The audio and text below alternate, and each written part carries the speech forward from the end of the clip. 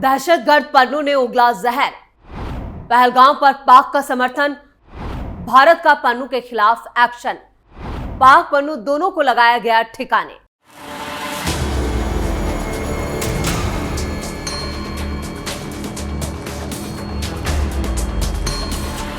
नमस्कार, आप सभी का बहुत बहुत स्वागत है। आप देख रहे हैं स्पेशल स्टोरी। मैं हूं परवीन। पहलगाम हमले पर अमेरिका से लेकर रूस तक पूरी दुनिया भारत के साथ खड़ी है, लेकिन भारत का एक दुश्मन पाकिस्तान से जा मिला है। भारत विरोधी गतिविधियों के लिए कुख्यात खालिस्तान मूवमेंट का सरगना गुरपंतवंत सिंह पन्नू ने एक बार फिर जहर उगला है। इस बार पन्नू ने खुलकर पाकिस्तान का समर्थन करते हुए गीदड़ भभकी दी है और भारत और पाकिस्तान के बीच जंग होती है तो उसने कहा वो भारतीय सेना को पंजाब से पाकिस्तान की तरफ बढ़ने नहीं देगा। यानी पन्नू जो खुद यहां पर बिल में छुपा हुआ है वो सीधे सीधे धमकी दे रहा है।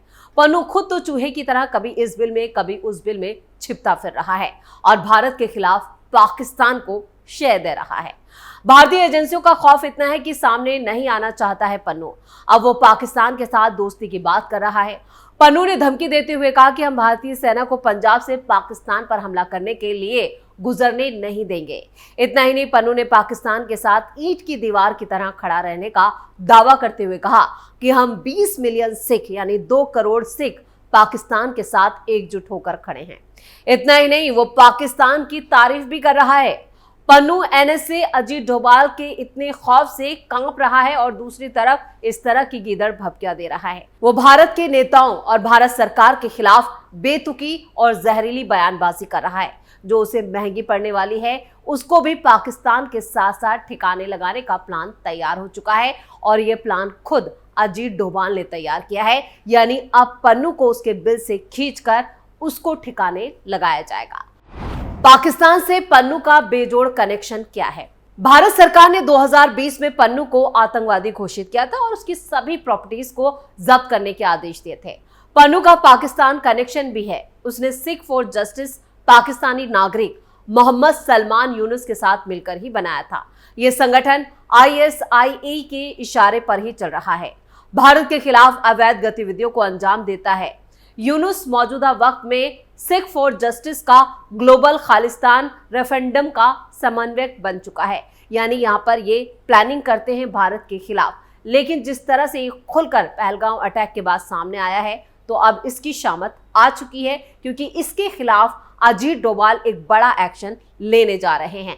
और आपको बताएंगे कि अजीत डोभाल का अगला प्लान क्या है और किस तरह की प्लानिंग उन्होंने की है और वो किस तरह से पाकिस्तान के साथ साथ इन चूहों को भी ठिकाने लगाने वाले हैं। डोभाल के प्लान से पाक में हड़कंप। भारत के एक्शन से पाकिस्तान थर-थर कांप रहा है। खौफ के साए में जी रहा पाकिस्तान अब अपने नागरिकों को लेकर एडवाइजरी भी जारी कर चुका है। हाल ही में पहलगाम ने दोनों देशों के बीच तनाव की आग में घी डालने का काम किया। पाकिस्तान इस वक्त डर और आशंका के साए में जी रहा है कि भारत कब, कहां और किस तरह से जवाबी कार्रवाई करेगा। और ये डर सिर्फ काल्पनिक नहीं है, इसकी ठोस बुनियाद है। पुलवामा हमले के बाद भारत ने जिस तरह से पाकिस्तान को करारा जवाब देते हुए एयर स्ट्राइक की थी, वो आज भी पाकिस्तान के हुक्मरानों की नींद उड़ाए हुए है।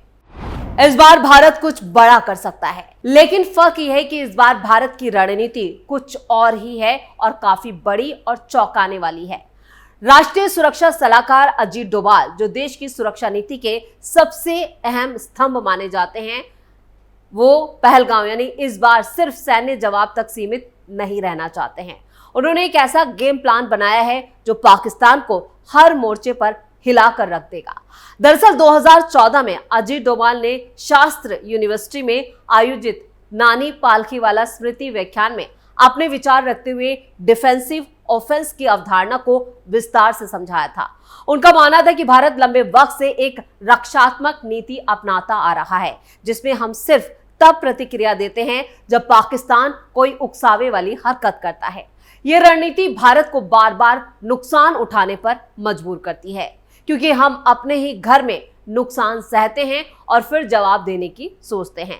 लेकिन इस बार डोभाल ने साफ कहा था कि अब समय आ चुका है जब भारत को डिफेंसिव ऑफेंस यानी रक्षात्मक आक्रामकता को अपनाना चाहिए, जिसमें हम अपने दुश्मन के अंदर जाकर उसके तंत्र और सोच को निशाना बनाएं। ये रणनीति सिर्फ गोली या बम तक सीमित नहीं होती है, बल्कि साइकोलॉजिकल वॉरफेयर, इंटेलिजेंस ऑपरेशन, आर्थिक दबाव और अंतर्राष्ट्रीय कूटनीति के जरिए दुश्मन को अंदर से तोड़ने की नीति होती है। अब जब पहलगाम जैसा हमला होता है तो अजीत डोभाल के दिमाग में सिर्फ तत्कालिक जवाब नहीं होता, बल्कि दीर्घकालिक रणनीति तैयार की जाती है जो पाकिस्तान की नींव तक को हिला सकती है। यह रणनीति पाकिस्तान के भीतर मौजूद उसके ही दुश्मनों को साधने, अलगाववाद को हवा देने और आर्थिक और अंतर्राष्ट्रीय मोर्चों पर उसे अलग थलग करने की दिशा में भी है। इसलिए आज जब पाकिस्तान सांसें थामकर भारत के कदम का इंतजार कर रहा है तो वो डर सिर्फ एक और स्ट्राइक का नहीं है, वो डर उस अज्ञात और अप्रत्याशित रणनीति का है जिसे अजीत डोभाल जैसे रणनीतिकार अंजाम दे चुके हैं। आखिरकार भारत अब सिर्फ जवाब नहीं देना चाहता, भारत अब अपने दुश्मन की सोच को बदल देना चाहता है। यही अजीत डोभाल की असली रणनीति है। पहलगाम के लिए डोभाल की रणनीति। राष्ट्रीय सुरक्षा सलाहकार अजीत डोभाल एक बार फिर सुर्खियों में है और इस बार वजह है उनकी वो सोच जो भारत की सुरक्षा नीति को एक नए आक्रामक मोड़ की ओर ले जाती हुई नजर आ रही है। डोभाल पहले ही साफ संकेत दे चुके हैं कि अगर पाकिस्तान भारत के खिलाफ एक मुंबई जैसी घटना को अंजाम देता है तो इसके बदले बलूचिस्तान खोने के लिए तैयार रहना होगा। ये बयान कोई साधारण चेतावनी नहीं है। पहलगाम अटैक के बाद भारत की सुरक्षा रणनीति में एक बड़े बदलाव का संकेत है। अब भारत सिर्फ हमले को सहने वाला नहीं रहेगा, बल्कि आक्रामक रुख अपनाएगा और दुश्मन की कमजोर नसों पर वार करेगा। खबरों के मुताबिक डोभाल पाकिस्तान को अंतर्राष्ट्रीय स्तर पर अलग थलग करने की एक सदी हुई रणनीति पर काम कर रहे हैं, जिसमें पाकिस्तान के आतंकी नेटवर्क को वैश्विक मंच पर बेनकाब करना है, वहां की आंतरिक विफलताओं को उजागर करना है और अफगानिस्तान जैसे पड़ोसी देशों के जरिए पाकिस्तान की रणनीतिक घेराबंदी करना भी शामिल है। ये सब बातें भारत की एक लंबी कूटनीतिक और खुफिया योजना की तरफ इशारा करती हैं, जिसमें सिर्फ सैन्य बल नहीं बल्कि सूचना, कूटनीति और रणनीतिक साझेदारी का भी गहरा रोल है। पाकिस्तान को घेरने का सीक्रेट प्लान। फिलहाल पाकिस्तान के हालात भी डोभाल की रणनीति की जमीन पर उतारने के लिए बिल्कुल अनुकूल नजर आ रहे हैं। खैबर पख्तूनवा से लेकर इस्लामाबाद तक सरकार के खिलाफ बगावत और प्रदर्शनों पर जोर है। वहां की आम जनता का गुस्सा अब सेना के खिलाफ खुलकर सामने आने लगा है, जो पहले एक अकल्पनीय बात थी। पहलगाम अटैक के बाद अगर भारत कोई बड़ा कूटनीतिक या रणनीतिक कदम जो उठा रहा है, उसका दबाव भी पाकिस्तान पर साफ देखा जा रहा है। पाकिस्तान के भीतर से ही उसका विरोध जो है वो उसे सामना करना पड़ा है। इसके अलावा अंतर्राष्ट्रीय स्तर पर भी भारत के पक्ष में अमेरिका, यूरोप और कई खाड़ी देशों ने आतंकवाद के मुद्दे पर भारत का खुला समर्थन किया है। वहीं पाकिस्तान का सबसे करीबी सहयोगी चीन भी अब भारत के साथ अपने रिश्तों को सुधारने की दिशा में बढ़ रहा है और पाकिस्तान से दूरी बना रहा है। यह बदलाव चीन की अपनी आर्थिक और रणनीतिक प्राथमिकताओं के चलते है, जो भारत को एक स्थिर और यहाँ पर कहें कि एक बड़ा जो लाभदायक साझेदार के रूप में भी देखना चाहता है। इन सभी कारकों को जोड़कर देखें तो ये वक्त पाकिस्तान पर प्रहार करने के लिए सबसे ज्यादा उपयुक्त माना जा रहा है, ना सिर्फ जवाबी कार्रवाई के रूप में बल्कि एक निर्णायक कूटनीतिक जीत के रूप में। डोभाल की चुप्पी के पीछे एक बड़ी हलचल है, एक ऐसी योजना जो शायद पाकिस्तान की नीतियों को हमेशा के लिए बदल दे। क्या डोभाल की ये रणनीति पाकिस्तान की नीतियों को जड़ से हिला देगी? ये वक्त बताएगा, लेकिन इतना तो तय है कि भारत अब सिर्फ जवाब देने वाला नहीं है बल्कि रणनीतिक गढ़ने वाला देश बन चुका है। डोभाल के प्लानिंग से खौफ में पाकिस्तान।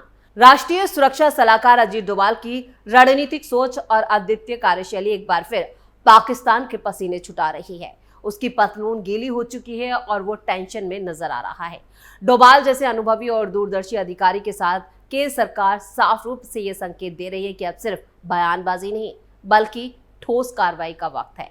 खासतौर पर जब देश की सीमाओं पर लगातार चुनौतियां खड़ी की जा रही हों और निर्दोष नागरिक आतंकी हमलों का शिकार बने हो, तब ऐसी सशक्त नीति का होना बहुत ही जरूरी हो जाता है।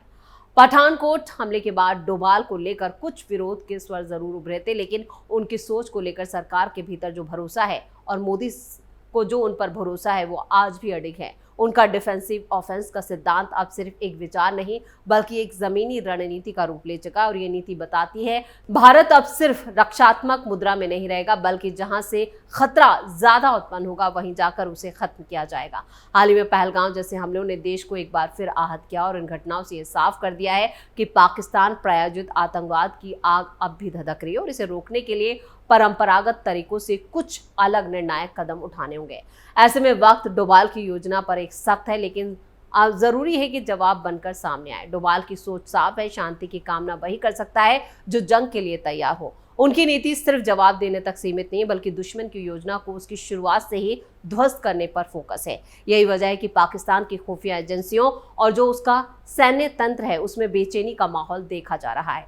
भारत अब उस दौर में भी एंट्री कर चुका है जहां सिर्फ हमलों के बाद प्रतिक्रिया नहीं देगा बल्कि प्रोएक्टिव होकर अपने नागरिकों की सुरक्षा सुनिश्चित करेगा। और इस दिशा में डोभाल की भूमिका एक मार्गदर्शक की तरह है, न सिर्फ रणनीति के स्तर पर बल्कि वैश्विक मंच पर भारत की स्थिति मजबूत करने के लिहाज से भी है। इसलिए जब भी कोई ये सवाल करे कि भारत अब किस दिशा में जा रहा है तो इसका उत्तर साफ है, आक्रामक रक्षणात्मक नीति के साथ डोभाल के नेतृत्व में एक सुरक्षित और संप्रभु भारत की ओर है। यानी डोभाल ने जो प्लान तैयार किया है उससे पाकिस्तान थर थर कांप रहा है, क्योंकि डोभाल कई मंच पर, अंतर्राष्ट्रीय मंच पर भी और भारतीय स्तर पर भी उन्होंने ये कहा है कि अब डिफेंसिव मूड नहीं बल्कि अब यहाँ पर सीधा अटैक होगा, सीधा निशाना बनाया जाएगा और इस बार पाकिस्तान में जो ये अलगाववाद है उसे जड़ से खत्म किया जाएगा। इसलिए यहाँ पर कूटनीतिक और आर्थिक, सामाजिक तीनों स्तर पर एक साथ अटैक किया जा रहा है। और पूरी दुनिया जिस तरह से भारत के साथ खड़ी है उसके बाद पाकिस्तान अंतर्राष्ट्रीय मंच पर भी अलग थलग पड़ चुका है, इसलिए उसकी बेचैनी और ज्यादा बढ़ती जा रही है। और जो पन्नू जैसे ये घुसपैठिए जो चूहे हैं उनकी भी शामत आ चुकी है, इसलिए ये लोग आमने आकर गीदड़ भभकी दे रहे हैं। लेकिन इनके लिए भी डोभाल ने एक बड़ा प्लान तैयार किया है, यानी अब सिर्फ एक्शन का इंतजार है और काउंटडाउन शुरू हो चुका है। स्पेशल स्टोरी में इतना ही। वीडियो कैसा लगा कमेंट करके अपनी राय जरूर दें। वीडियो को लाइक करें, शेयर करें और कैपिटल टीवी को सब्सक्राइब जरूर करें। नमस्कार।